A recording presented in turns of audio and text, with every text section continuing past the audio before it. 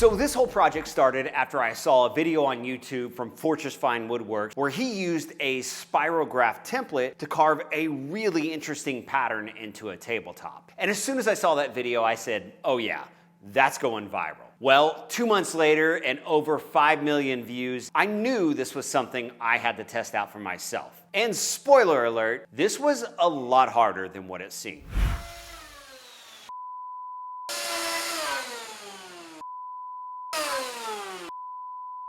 And watching that video made me nostalgic for some of the other toys that I loved as a kid. I think the 80s and 90s were the golden age of kid toys with bangers like the Etch-a-Sketch, that Spirograph, the Cutthroat World of Pogs, the Lite-Brite, freaking loved Lite-Brite, and my all-time favorite kids toy when I was growing up, Constructs. But I'm curious, what forgotten toy that you obsessed over as a kid? Because for me, this table is more than just a build, it's a time machine.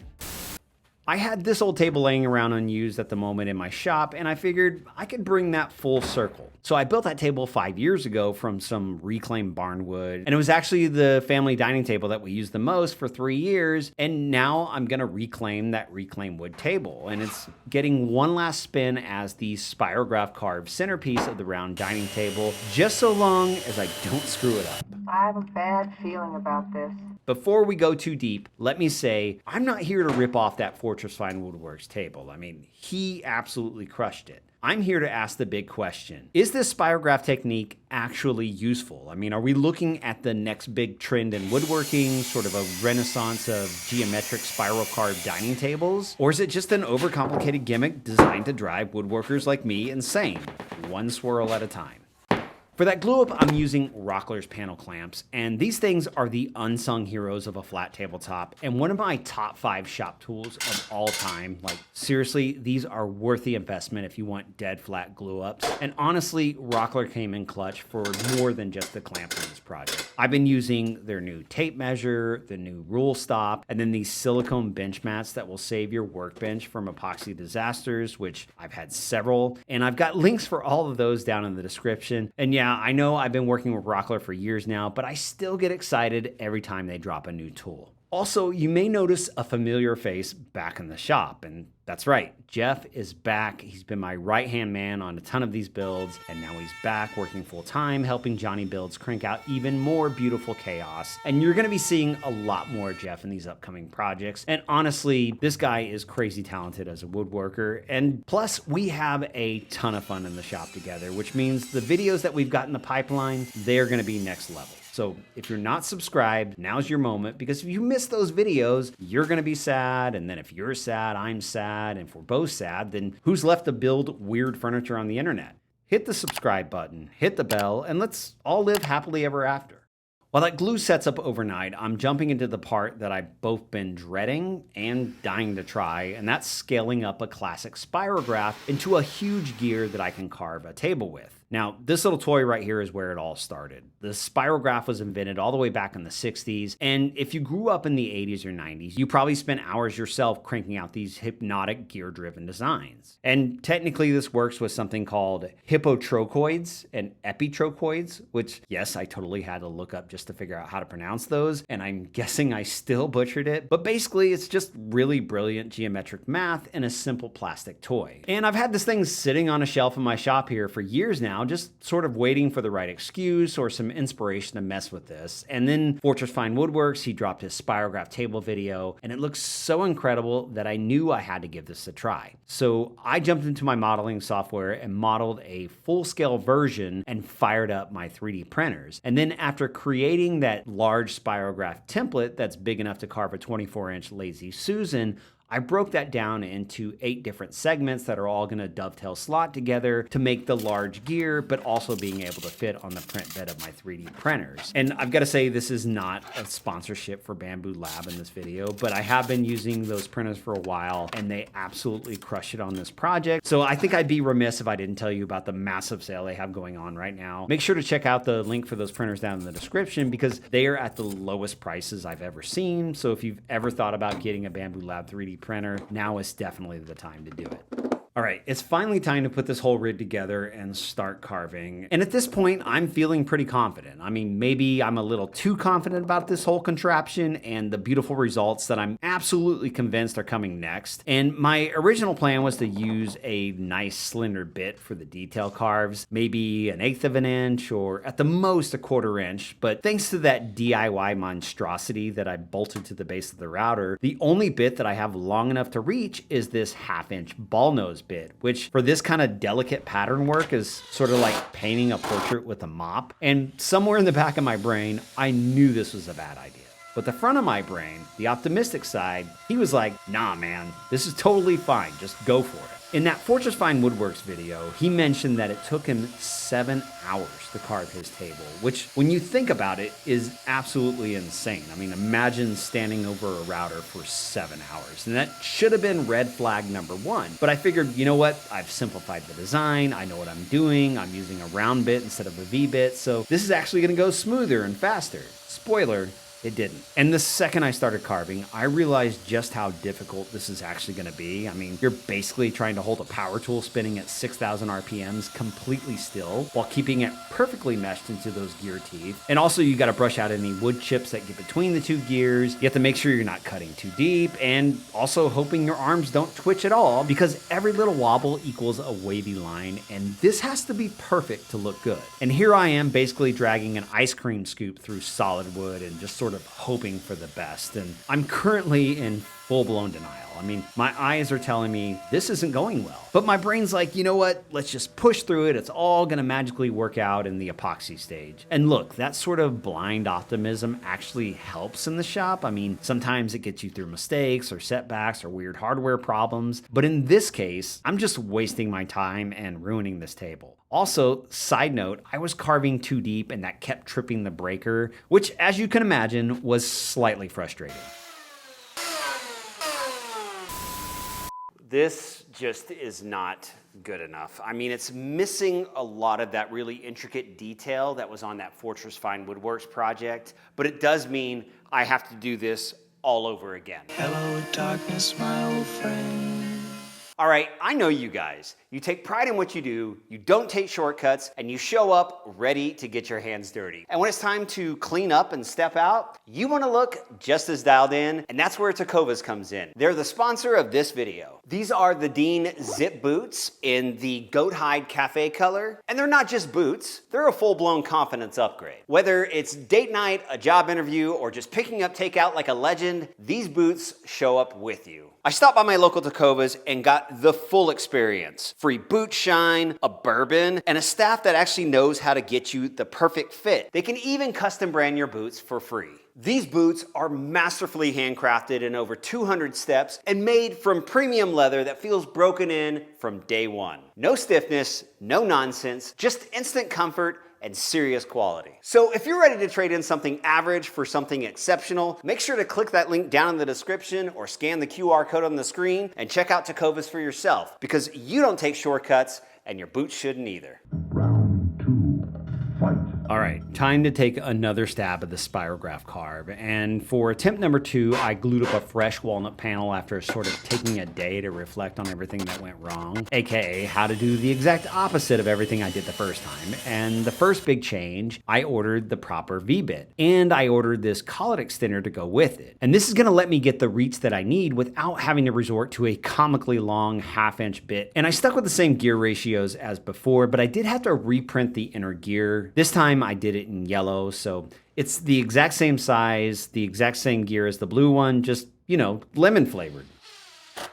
I had that V-bit all locked into that collet extender, and once again, full confidence. And at first, things actually felt pretty good. I mean, the lines were clean, the V-bit was giving me way crisper detail, and I was being extra cautious with every pass. But then, it didn't take long. A tiny little wood chip worked its way in between the gears, it kinked the pattern, and, you know, I'm still being optimistic, I'm not getting upset. You know, I just figured I could patch that later. What I didn't realize is that the bit had started slipping inside that collet extender, and it was cutting deeper and deeper with every pass. And here's one thing about carving with the V-bit. The deeper you cut, the wider the line gets. So instead of a crisp, uniform geometric design, I'm getting these wobbly, inconsistent lines, sort of like a spirograph drawn by a nervous raccoon. And at some point, I noticed that the router suddenly felt way harder to push, and I just could not figure out why. So I stopped to check and noticed that the bit had slipped down almost 3/4 of an inch. And if you've never used a router, trust me,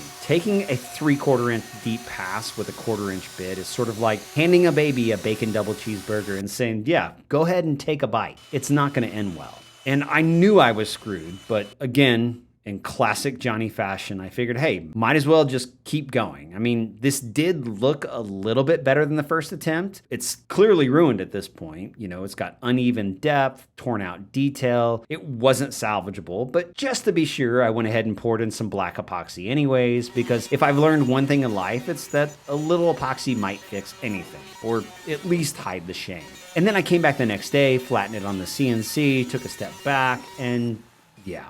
Still garbage. So this did not come out well, but that's what I wanted to test out in this video. Is this technique worth it? Is this gonna be the next woodworking trend? Is this something that I should have done on my CNC? Honestly, I don't know, but I am gonna switch gears and go start building the table base.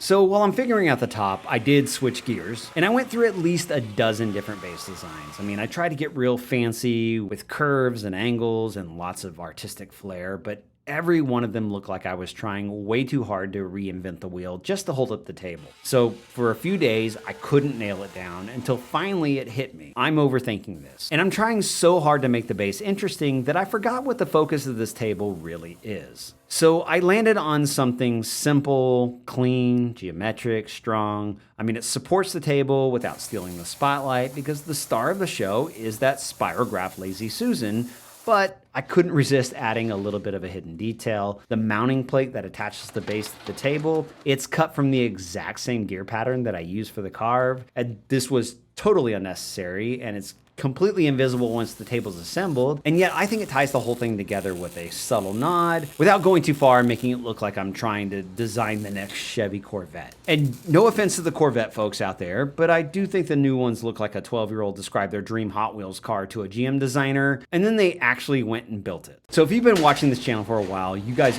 already know I absolutely love my Lincoln Electric setup, and welding is just one of those skills that once you learn it, it unlocks a whole new world of possibilities. I mean, you go from helpless homeowner to full-blown household hero. Kid's bike busted? No problem. I can weld that. Fence latch broken? No problem. I can weld that. Your kid needs a custom display stand for their science fair project? No problem. I can weld that. And just imagine you need to modify the family sedan into a post-apocalyptic Mad Max style zombie slayer with roof armor and flamethrowers? No problem. I can weld that. Maybe not quite that dramatic, but you guys get the idea. Welding is a superpower. Back to that tabletop, and I'm still avoiding attacking the Spirograph carve for a third time. So instead, I'm focusing on that red oak tabletop, and I'm using the CNC to flatten the surface. I'm also using it to cut the recess for that Lazy Susan, and then carving in a ledge underneath for a steel plate that's gonna support that spin mechanism. And the whole time I'm doing all that, all I can think is, maybe it's time to let go of this handheld purity mindset and just carve the next version with the CNC. I mean, maybe that's cheating, maybe it's lazy, and maybe I kind of enjoy reading YouTube comments from all the folks who think that technology is ruining woodworking. But here's the thing. I've tried that 3D printed template method not once, but twice, and both times that ended in failure. And if I truly believe that I could get clean results with a handheld router, I'd give it one more go. I mean, even if that meant 7 hours of carving, sore shoulders, and a mouthful of sawdust, but I'm done with that blind optimism. I mean, this was never just about copying a viral video. When I started this build, I wanted to test the Spirograph technique to see if that was viable, to see if that could become a new woodworking trend, and see if it's something that other makers would actually want to try. And so far, the answer has been a big fat no on all counts. So now it's time for what I'm gonna call my control test, or maybe my excuse just to finish this table. Either way, I'm calling in the big guns and I'm gonna use the CNC. I mean, at this stage, I just want to make something cool, something unique. So this time, when I jumped into my modeling software, I didn't limit myself to what the Spirograph toy could do. Instead, I played around with some custom profiles and then used a circular pattern tool to rotate them around a center point. And this was the secret sauce. I mean, pretty quickly I realized this opens up a ton of possibilities. And I tried out a few options, but this one right here, this ended up being my favorite. So now it's off to the CNC to finally carve something original and finish this build strong. Here's the real key takeaway from this build that I got. That Spirograph method, it sucks. I mean, Corey from Fortress Fine Woodworks made it look incredible. Massive credit to him for that. But if you watch his video, you actually see that he ran into a ton of problems along the way as well. And in the end, he was able to power through it and make it work. And maybe I could have too. But honestly, what's the point? Well, I think the verdict is in because this beats this all day long. This looks so good.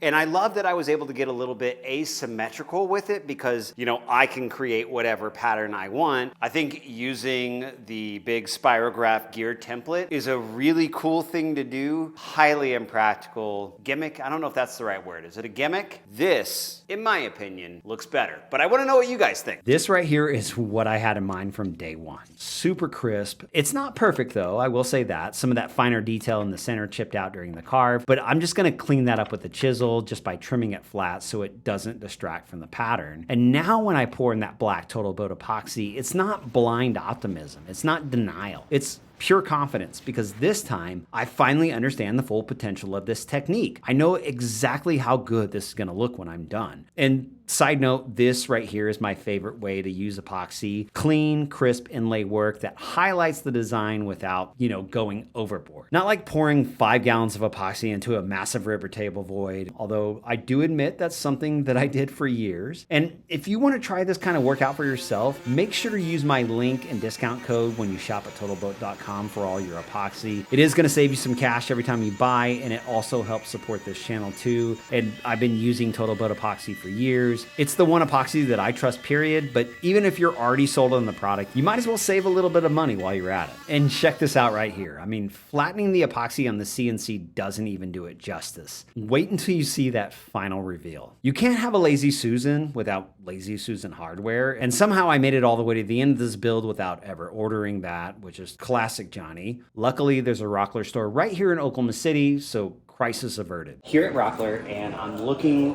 for some Lazy Susan hardware. I know they have some. I just hope they have the size that I'm looking for. I don't know. What's this one? 17 inches. Ooh, I think that's gonna work. Yeah, our top is 24 inches. This one's 17 inches. This is gonna be perfect. And it's really heavy duty. Awesome.